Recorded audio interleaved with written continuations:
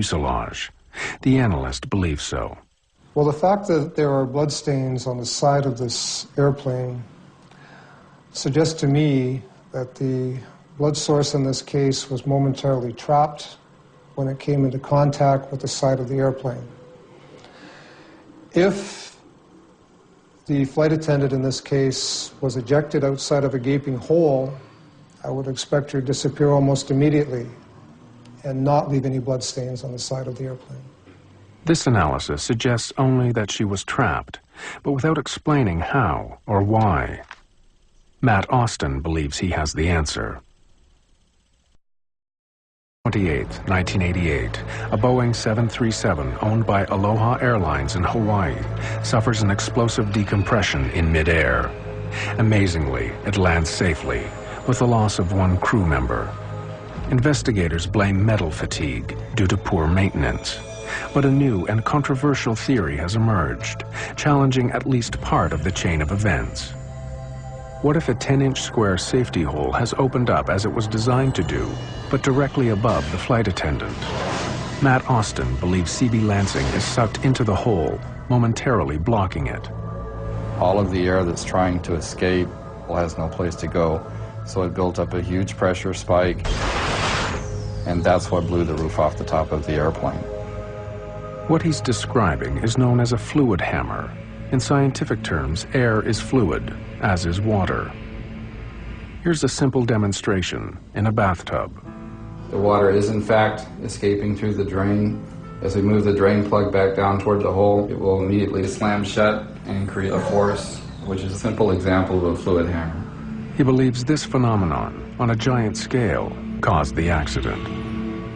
It's very tragic, but if we don't look at the forensic evidence that's left, then we won't understand exactly what caused the explosive decompression and possibly prevent a future occurrence. The NTSB say the fluid hammer theory is valid scientifically, but for them the evidence still points to something simpler. A virtually simultaneous failure in the airplane's many weak spots. The safety board's investigations are never really closed. And we always would take into account any new information that comes out. I believe in the case of the Aloha accident, we have not changed our probable cause, and we still are sticking with the probable cause as we determined back in 1988.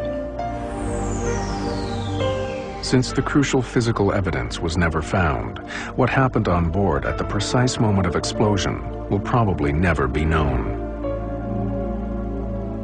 Aloha Airlines management took most of the blame for their poor maintenance regime.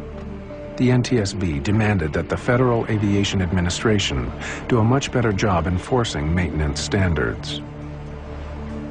Boeing had already improved their manufacturing process to prevent the adhesive becoming so easily contaminated.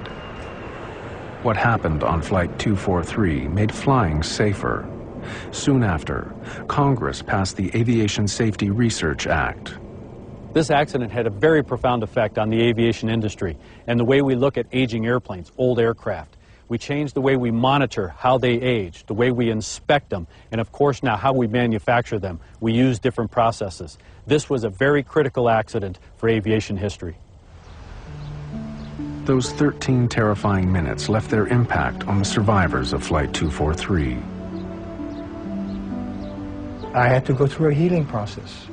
I took fear of flying classes, and the old saying of you fall off a horse and you get back on it is very accurate, but it's a lot tougher to actually do it.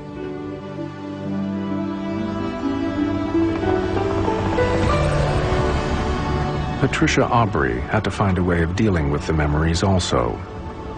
Her way was to revisit the same piece of airspace where the terror unfolded. I would go flying with my psychologist.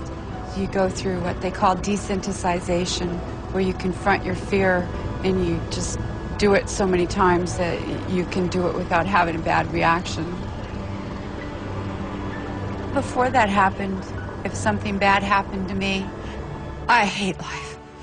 But I don't hate life. I can deal with it. Bring it on. I'll take care of it. I'd much rather be alive. There's one further legacy of that fateful day. The ocean never did surrender the body of C.B. Lansing.